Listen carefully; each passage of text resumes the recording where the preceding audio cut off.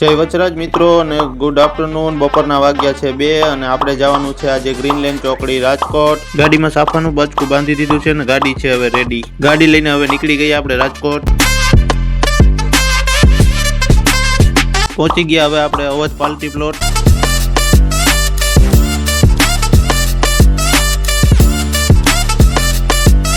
સાફા બંધાઈ ગયા અને આપણે થઈ ગયા હવે નવરા। હવે થોડીક વાર બેન્ડ પાલટી જોઈ લઈએ।